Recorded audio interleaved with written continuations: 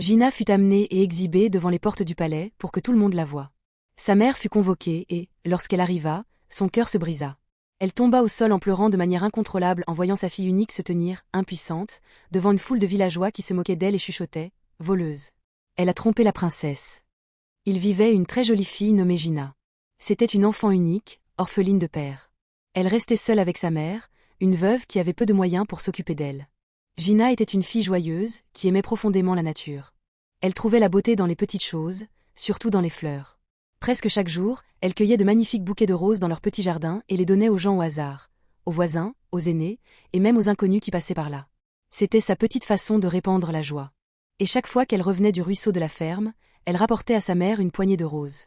Un après-midi ensoleillé, Gina revenait de la ferme avec un bouquet de roses à la main, lorsqu'elle heurta soudainement la princesse et sa servante sur un étroit sentier de brousse.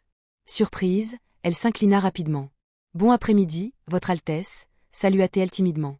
La princesse la regarda avec curiosité. Gina ne put s'empêcher d'admirer sa beauté. Sans réfléchir à deux fois, elle offrit les roses qu'elle tenait. « S'il vous plaît, prenez ceci », dit Gina doucement. « Elles seront magnifiques dans votre chambre. » La princesse cligna des yeux de surprise, puis sourit chaleureusement. « Tu es une fille adorable, » dit-elle. « Quel est ton nom ?»« Gina, Votre Altesse. »« Je t'aime bien, Gina. Tu dois venir me rendre visite au palais un de ces jours. » Les yeux de Gina s'écarquillèrent. « Moi? Au palais? »« Oui, » dit la princesse avec un rire doux. « Viens dans 3 jours. Demande ma servante, Ève. Elle t'amènera à moi. » Gina fit une révérence maladroite et se précipita chez elle, le cœur battant la chamade. Elle pouvait à peine contenir son excitation en entrant en courant dans leur petite hutte. « Maman, la princesse m'a parlé. Elle m'a demandé de lui rendre visite dans 3 jours. » Sa mère, qui pilait de l'igname, s'arrêta au milieu de son geste. « La princesse? Notre princesse? »« Oui, maman. Elle a dit que je devais venir. » Sa mère sourit, mais une inquiétude se cachait derrière ses yeux. « Le palais est pour les nobles, mon enfant. Mais si elle t'a invité, alors vas-y, et vas-y avec un cœur pur. » 3 jours plus tard, après avoir fini ses corvées, Gina se lava les mains, noua proprement son pagne et commença la longue marche vers le palais. Lorsqu'elle arriva, les gardes la conduisirent à travers la grande cour jusqu'au quartier de la princesse, où Ève, la servante personnelle de la princesse, l'attendait. « Tu dois être Gina, » dit Ève gentiment. La princesse t'attendait. Elle la guida à l'intérieur. Le visage de la princesse s'illumina dès qu'elle la vit. « Gina » s'exclama-t-elle. « Je suis si heureuse que tu sois venue. » Gina sourit timidement. « Merci, Votre Altesse. »« S'il te plaît, appelle-moi Tia » dit doucement la princesse. « Je ne suis pas encore reine. » Elles rirent toutes les deux doucement. Puis la princesse fit signe à Ève. « Apporte les cadeaux que j'ai préparés pour elle. » Ève revint portant des vêtements pliés, des perles et une petite boîte d'ornements pour les cheveux. « C'est pour toi, » dit la princesse en plaçant les cadeaux dans les mains de Gina. Personne ne devrait être aussi gentil et passer inaperçu. Les yeux de Gina se remplirent de larmes. « Merci, ma princesse. » La princesse sourit. Ève, coiffe-la. Voyons sa vraie beauté. Ève hocha la tête, fit asseoir Gina et commença à tresser ses cheveux avec soin. En 1 heure, Gina ressemblait à une personne différente. Ses tresses étaient nettes et ornées de perles brillantes, sa peau rayonnait dans ses nouveaux vêtements. Lorsqu'elle rentra chez elle, même sa mère eut le souffle coupé. « Gina, ma fille, » dit-elle en reculant, émerveillée. « Tu ressembles à une princesse. »« Maman, » dit Gina, « la princesse a dit que la gentillesse ne devrait jamais passer inaperçue. » Sa mère sourit. « Alors que la gentillesse te suive toujours, mon enfant. » Mais aucune d'elles ne savait que cette gentillesse allait être testée d'une manière que Gina n'aurait jamais pu imaginer.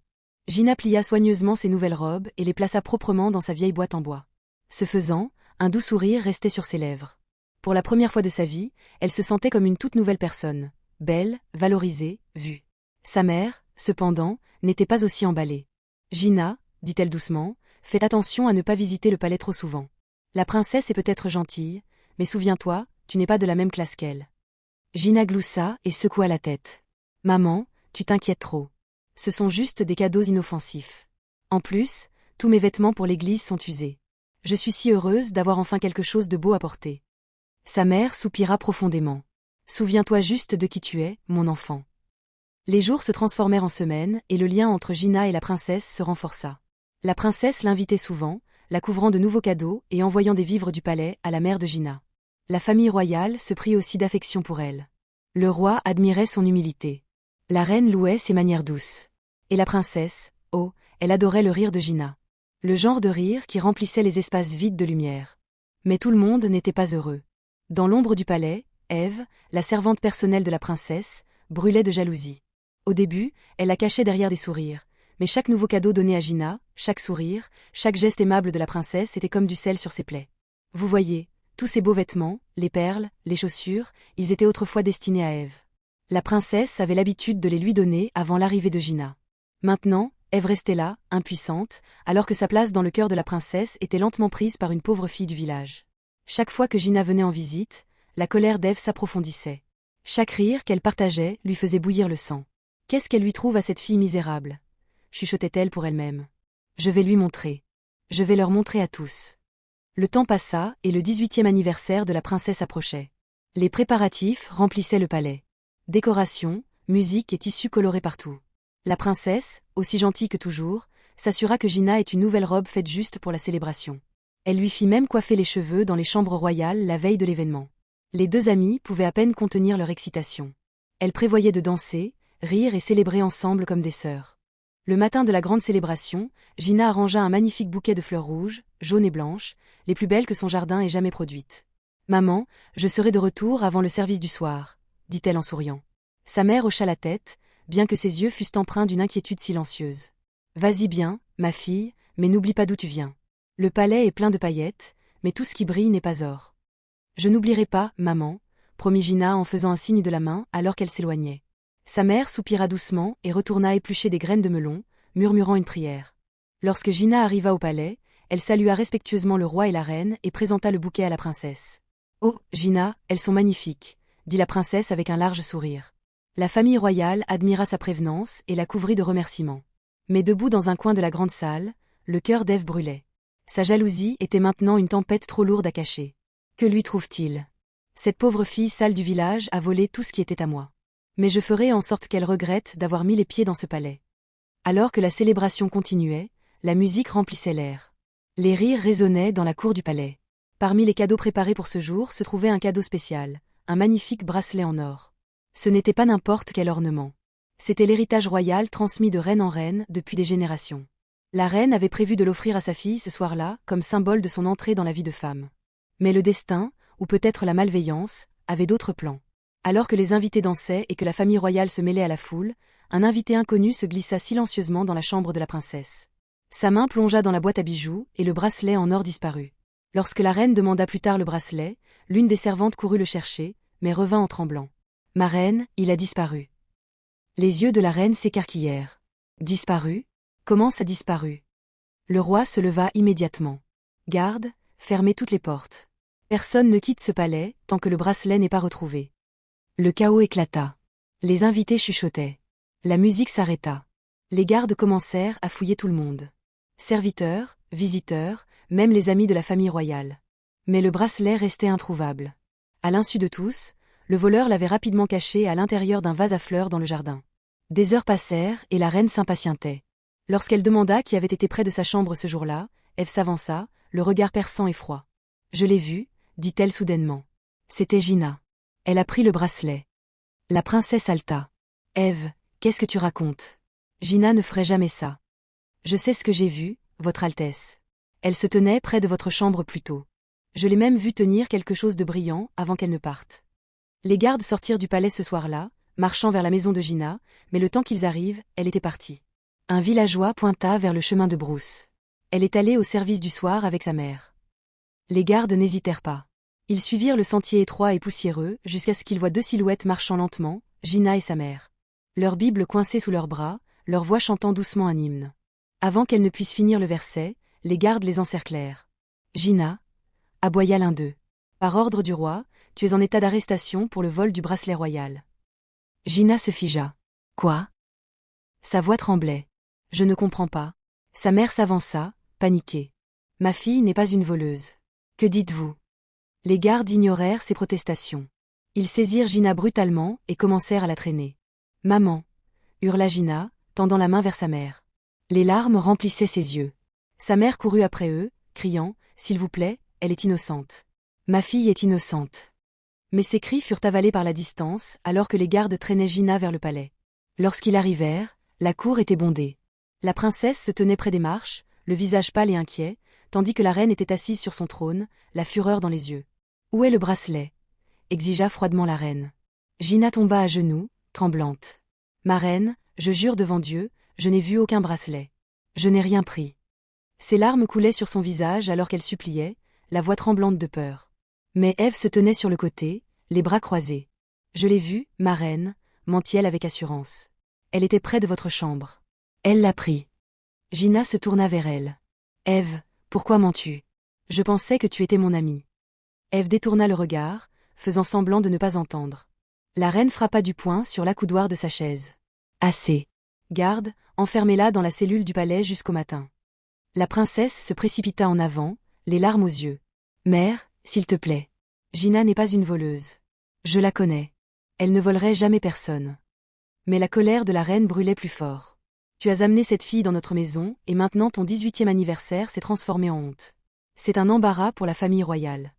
S'il te plaît, mère. » Pas un mot de plus, claqua la reine. Les gardes saisirent Gina par les bras. Alors qu'elle était traînée vers la cellule du palais, ses cris résonnaient dans la cour. La nouvelle se répandit rapidement dans le village. Gina a été prise en train de voler, chuchotaient les gens. Les gardes du roi l'ont trouvée, disaient d'autres. Au matin, l'histoire s'était déjà transformée en rumeur selon laquelle Gina avait volé de l'or et qu'elle avait prévu de s'enfuir avec le trésor. La princesse tenta à nouveau de convaincre ses parents, mais ils ne voulurent rien entendre. La reine était déterminée à faire d'elle un exemple. « Que chaque villageois voie ce qui arrive quand une voleuse ordinaire ose voler la maison royale, » dit-elle amèrement. Et c'est ainsi que le lendemain, Gina fut amenée et exhibée devant les portes du palais pour que tout le monde la voie. Sa mère fut convoquée et, lorsqu'elle arriva, son cœur se brisa. Elle tomba au sol en pleurant de manière incontrôlable en voyant sa fille unique se tenir, impuissante, devant une foule de villageois qui se moquaient d'elle et chuchotaient « Voleuse. Elle a trompé la princesse. »« S'il vous plaît, » pleurait la mère de Gina. « S'il vous plaît, ma fille est innocente. » Mais personne n'écoutait. La reine ordonna aux gardes de l'emmener, et quand sa mère essaya de suivre, ils la poussèrent hors de la porte. Cette nuit-là, la mère de Gina resta éveillée, le cœur battant de chagrin et d'impuissance. Elle ne pouvait ni manger, ni dormir. Son esprit repassait les larmes de sa fille encore et encore. Avant l'aube, elle courut vers la seule personne qu'elle pensait pouvoir l'aider, le meilleur ami de son défunt mari, le chef Madu. Lorsqu'elle arriva, elle s'agenouilla à ses pieds. « S'il te plaît, tu étais l'ami de mon mari. Parle au roi pour moi. S'il te plaît, sauve mon enfant. » Le chef Madu s'appuya contre le dossier de sa chaise, le regard sombre et cruel. « Je peux t'aider, » dit-il lentement. « Mais tout dans la vie a un prix. » Son cœur s'arrêta. « Un prix ?» Il sourit méchamment. « Ton mari est parti. Ne penses-tu pas qu'il est temps que quelqu'un s'occupe de toi? Laisse-moi. Tu sais ce que je veux dire. » Elle se figea, horrifiée. « Quoi ?» Il se pencha plus près. « Viens chez moi ce soir et je ferai en sorte que ta fille soit libre. » Les larmes remplirent ses yeux. « Tu étais l'ami de mon mari. » Il haussa les épaules. « Ton mari est mort. Ne veux-tu pas ta fille vivante ?» Avec un cri tremblant, elle s'enfuit de sa maison. Dégoûtée et brisée, elle courut droit vers la tombe de son mari, tombant à genoux et sanglotant de manière incontrôlable. « Mon amour » cria-t-elle à la terre. « Si tu peux m'entendre, aide notre fille. Je ne peux pas faire ça toute seule. » Pendant des jours, elle refusa de se reposer. Chaque matin, elle allait aux portes du palais, suppliant de voir Gina, mais les gardes la chassaient toujours. « Rentre chez toi, femme, » disait-il. « Le sort de ta fille a déjà été décidé. » Mais elle n'abandonna jamais. La princesse, incapable de supporter la culpabilité, commença à apporter en cachette de la nourriture et de l'eau propre dans la cellule où Gina était gardée. Alors que les autres prisonniers mangeaient des restes, Gina mangeait calmement les plats que la princesse lui laissait, murmurant des prières de remerciement à travers ses larmes. Puis un matin, le gong du crieur public résonna dans le village. « Attention, attention !» criait-il. Par ordre de Sa Majesté, tous les villageois doivent se rassembler au palais dans 2 jours de marché pour le jugement final de Gina, la fille accusée d'avoir volé le bracelet royal. Des halètements parcoururent la foule. La princesse tomba à genoux devant ses parents. « S'il vous plaît, père, mère, ne faites pas ça. Elle est innocente. Je sais qu'elle l'est. » Mais le roi secoua la tête solennellement. Une leçon doit être enseignée. Un voleur ne peut rester impuni.